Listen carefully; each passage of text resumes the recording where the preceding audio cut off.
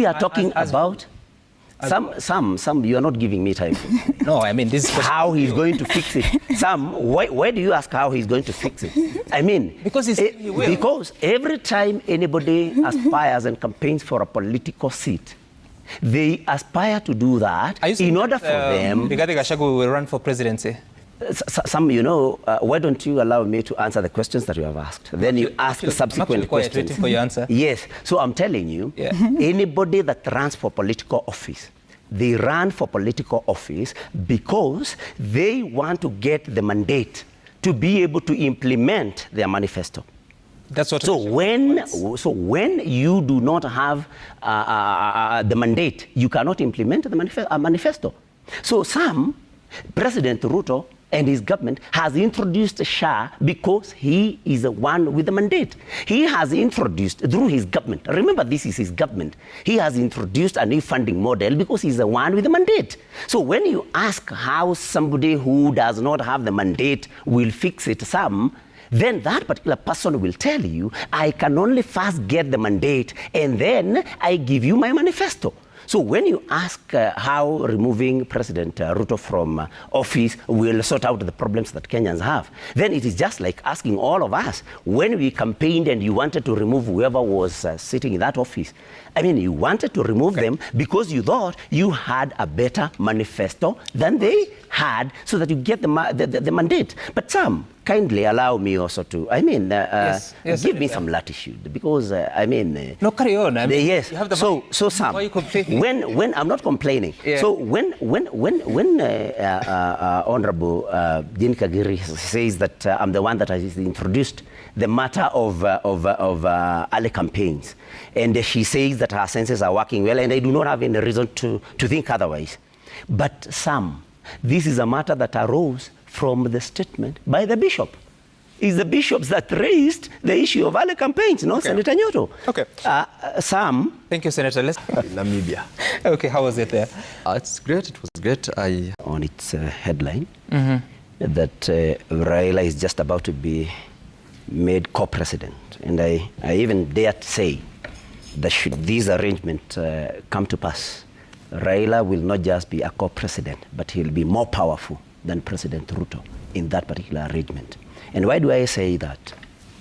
I say that because as we speak, as things stand now, President Ruto has no other plan other than hanging on Raila Amolo Odinga. And so whatever Raila asks, he will get it from William Ruto. And Namibia. Okay, how was it there? It's great. It was great. I had accompanied the deputy president during the state burial of the founding father of, they call him the founding father of the Namibia nation. Sam Nujoma. Sure. Who was the first president and one of the freedom fighters. It was quite an experience.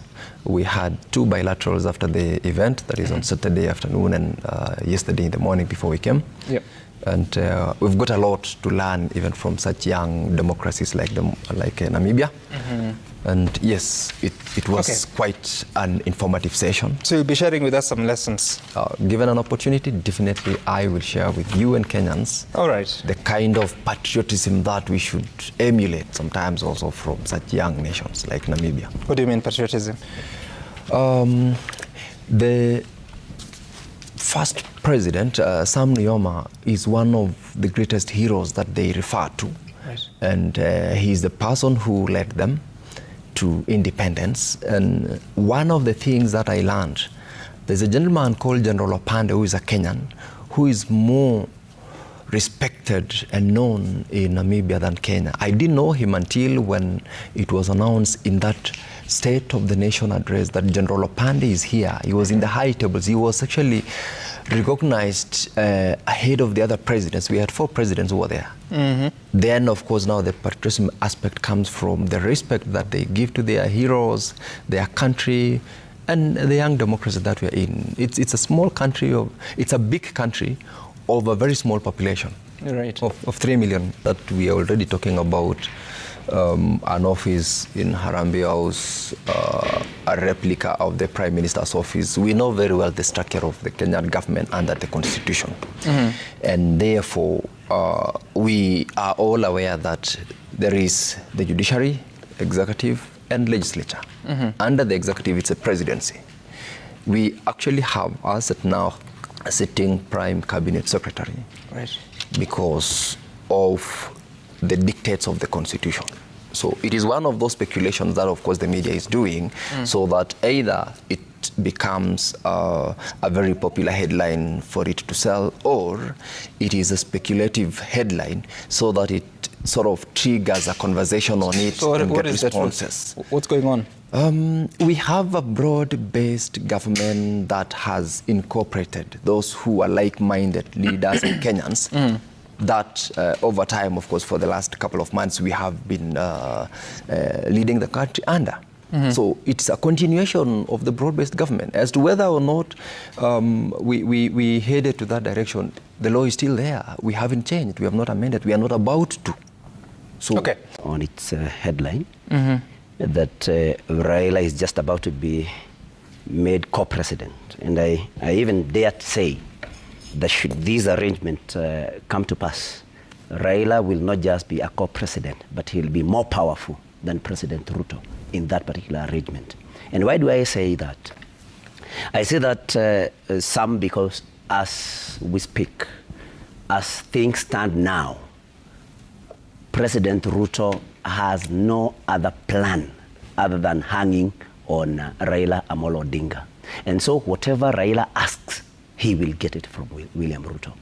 And if you allow me again, my friend, Honorable Jane Kagiri, has, of course, explained why we need to, to co-opt Raila Amolo Odinga into government under whatever arrangement, maybe under the NADCOL, recommendations.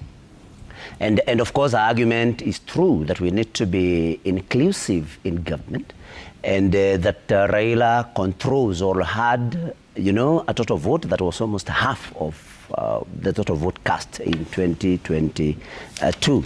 But what maybe Honorable Jane did not say is, if Raila is to be co-opted into government because he controls about half of the country, President Ruto was able to gain about 7.2 million with a difference of 200,000. Then the other question then should be, what about those that voted for William Ruto and who are not supporting him now? Because if you are saying you want to co-opt Raila into government because he has a following of over half of the country, then what do you do with those like Rigathi Gachagua, who also control a big chunk of the vote that President Ruto got? And so I think if we were to get into this particular conversation, then we should look at it in a much deeper way.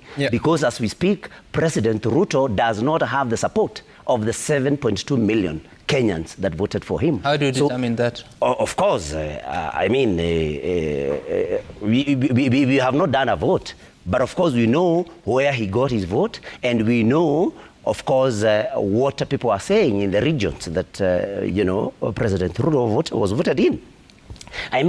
If opinion polls were to be held, and maybe that has not been held, but of course, there has been a lot of changes, which if we were to do this, when probably would need an opinion poll to see who supports who before we start now, before we decide who is supposed to be co-opted into government depending on their support. For the Catholic bishops who spoke yesterday about early campaigns, and again, and I'm not hammering Jane Kagiri, she's my friend. Again, she has not been able to answer your question. These early campaigns, who started these? Where are these early campaigns coming from? And what people may not want to say, especially people who support the government, is that these early campaigns have started with the president himself. And that is what you may not hear from however much you pester from those that support the president. And so I think the Catholic bishop bishops are right, and I don't think they're doing politics. The other thing I would want to say is that the particular bishop that read that statement, had it been Archbishop Anthony Moheria, then everybody, especially on the side of the president, would start saying... Remember, one of the most critical things that Kenya Kwanza did in its manifesto, by the way, and it's a continuation of that desire to implement what was in the manifesto, is the unity of the country. The unfortunate thing, as I earlier on said, is that whenever now we say tuungane pamoja, you listen to my colleague Senator Nyutu. He does what we call in law approbation and reprobation. He speaks of one thing on one side of his mouth, another thing on the other side of his mouth. In the context of this kuungana, is the broad-based government that we have all been talking about. That's what I'm asking. Ni nani hawa wanaunganishwa? Now, very simple. We have a president, we have a government, we have the opposition, we have Kenyans. Simply put, we are saying, let us unite Kenyans. When did they split up? The sidelines of that unity is the conversation about the difference in our political alignments. When did it beat us? Remember, we are barely 2 years into an election, rather from an election. And in that election, we had two camps, Kenya Kwanza, Azimio. One won the elections and formed the government. The other one did not win the elections and formed the opposition. Is there a problem in that? When we talk about, no, of course not. So when we talk about uniting the country, and in the context of having Raila, because I believe this is where the question is coming from, even Raila himself says, we are doing this in the best interest of the country. And one of the things, Sam, that we don't normally do, which we must do, by the way, very intentional, and if it were not for the fact that the political class is normally seen when they speak in a political sphere, we definitely have got to have a real conversation where Kenyans are told, look, this is what we plan to do, this is what we have done, and this is what we have achieved, this is what we are yet to achieve. And, by the way, it's very important to accept criticism.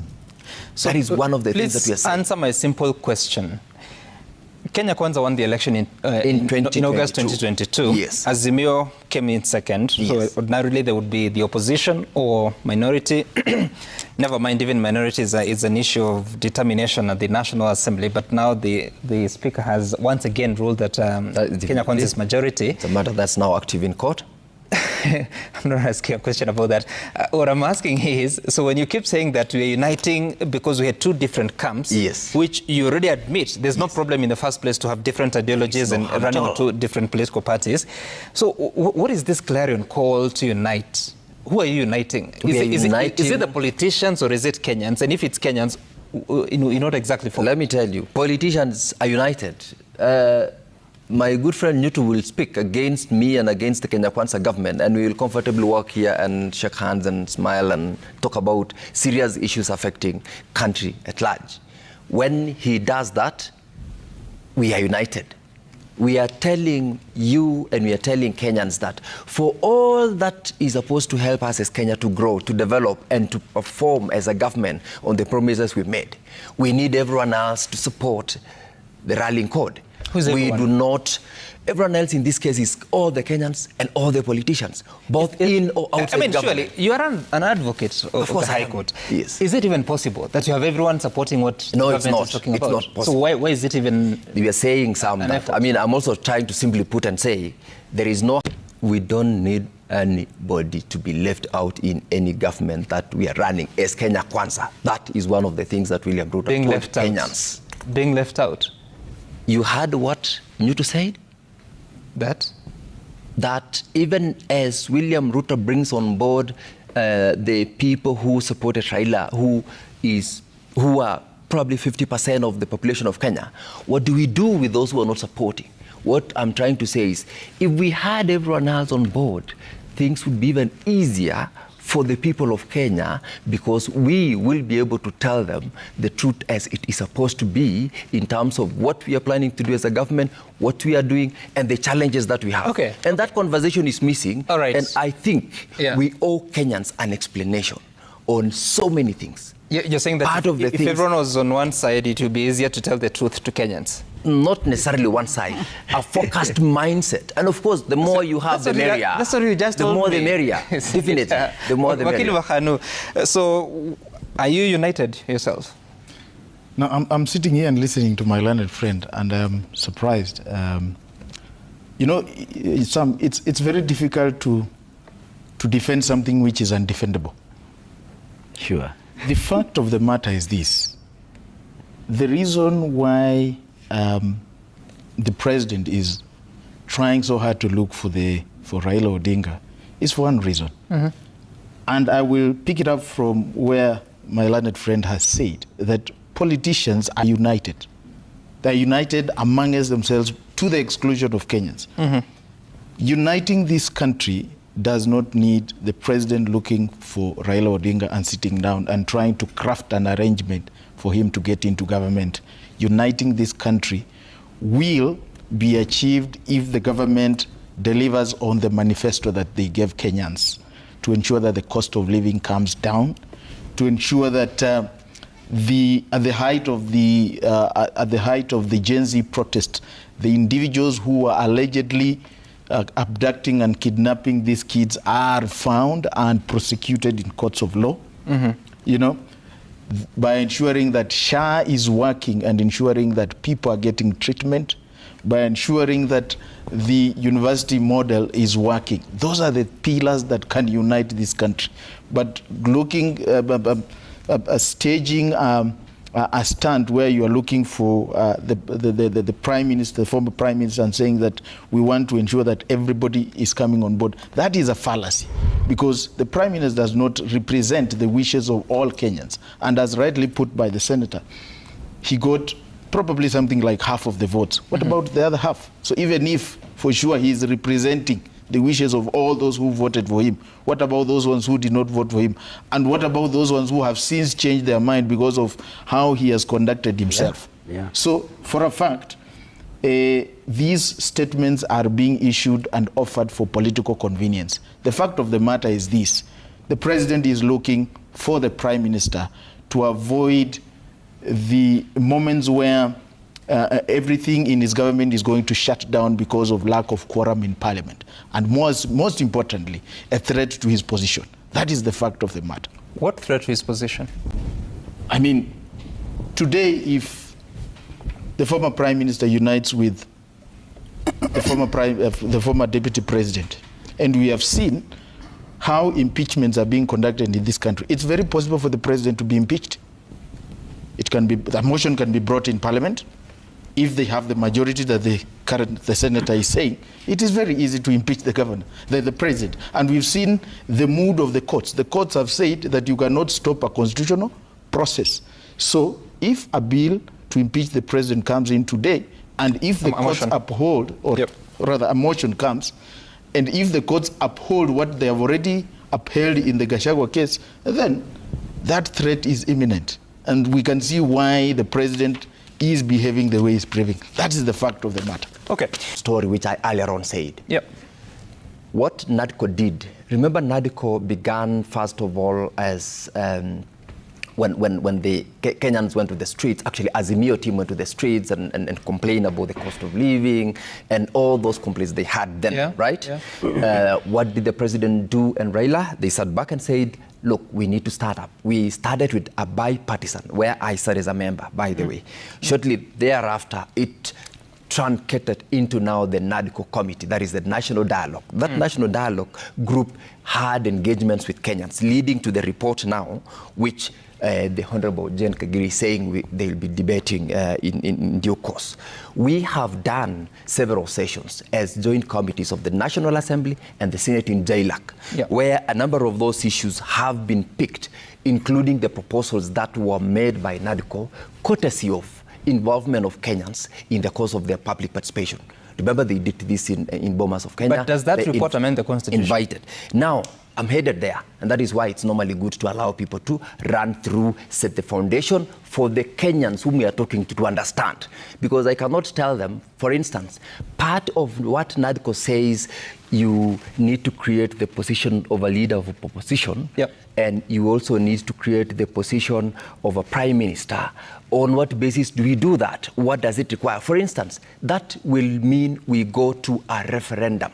Part of the recommendation of NADCO and Kenyans was that we are not ready to go for a referendum, right? And it is now a subject of that report that has already been tabled in both houses, the National Assembly and the Senate. If, because members of parliament are representatives of the people, people spoke through various stakeholders to the NADCO committee. That's what I'm asking you. We will get Senator, to please. a level where some allow this to run.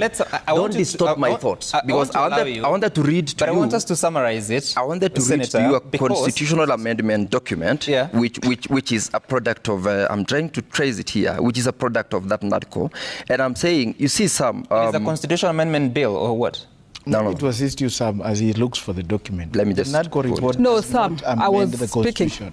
No, I'll get back to you, Mheshimiwa. So I was saying, this is actually a document that has been signed by Honorable Chepkonga from the National Assembly, and I have also equally signed. I'll describe it. Yes.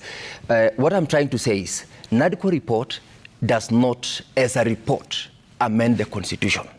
It gave recommendations, several of them. Among the ones that does not require a referendum, for example, is the subject of GAF, national, the CDF, first of all, and GAF, but specific which are to what not she's proposing? in the Constitution. As regards the position of the leader of opposition, remember that will change the structure of the executive. It will require a referendum. Remember the question you had asked me when we started about the headline in the Standard. Is there a bill currently? No, it's not there. Okay. I mean, when the president talks about unity, and Wakili captured it very well, the president is not interested in any unity in this country. The president actually is not even interested in Raila Odinga and his followers and his supporters. The president is interested in his own survival, and that is what he's calling unity talks. And the president, and I told you. What survival? I mean, as president, survival in the office. And Wakili put it very well.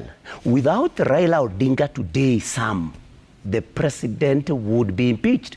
And that is something that he did not foresee when he made impeachment of a member of the presidency so easy. So, I mean, people now know, Kenyans now know, you can impeach the president, you can impeach the deputy president. Of course, it is there in the Constitution, but it is something that had not been done before, and so we have a precedent. That is what they call it in law. And so the president knows very well, and that is why in my submission, I said that we should start thinking of the chunk, a very big chunk, of the people or of the vote that supported the president and that does not support him now. So the president knows that if he does not opt Raila Amolo Odinga, then he's minced meat, and that is a fact.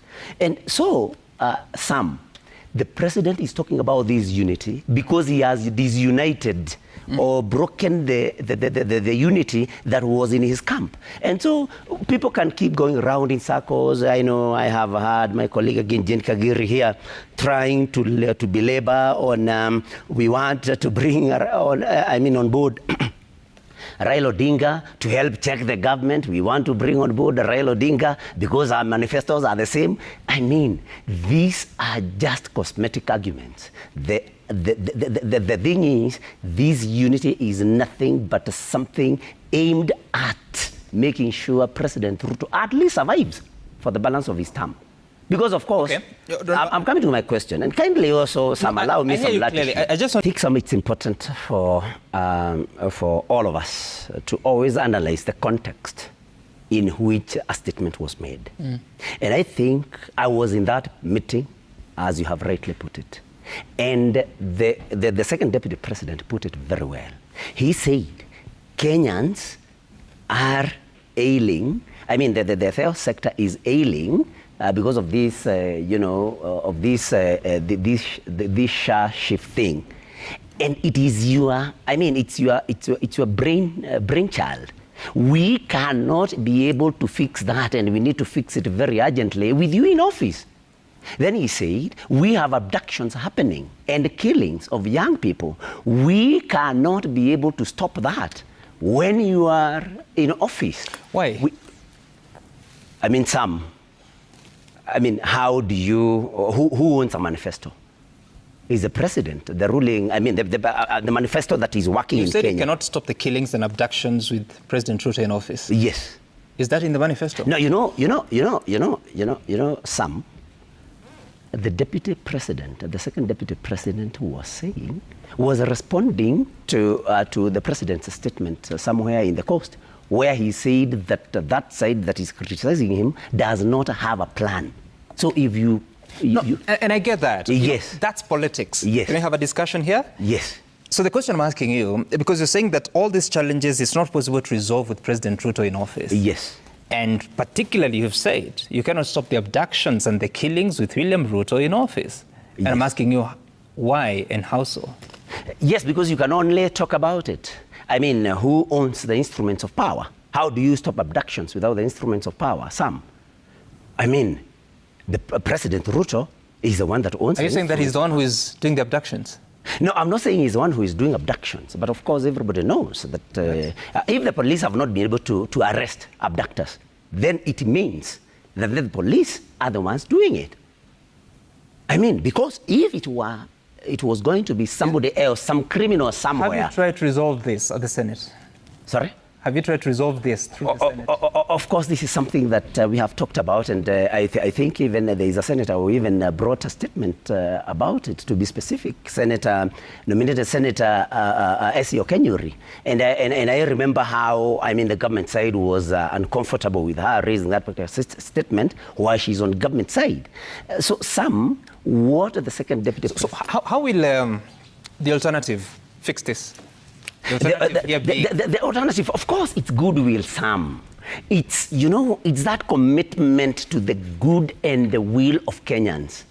I mean, the instruments are there. I mean, the structures are there. The question I'm asking is, the alternative in this case, what Rigathi Gachagua is talking about, how does that resolve it? Remember, he was a deputy president. Yes, he was. Yes, he was. So how will he fix it if he didn't while he was in office? But how do you fix something when you don't have the power to, Sam? What do you mean? He was deputy president, wasn't he? He was deputy president, and when he attempted to think that he can sort out any problem, he had to be removed. That is why the current occupant, So by removing William Ruto, how will he fix it? He will fix it, of course, because you see, Sam, the goodwill of the president is everything. Sorry. By removing William Ruto from the presidency, yes. How will Rigathi Gachagua fix it? He will fix it, and I think it's also a good question to maybe look for some to ask him. But depending on the But you know so much. Yes, yeah. Depending on his statement yesterday.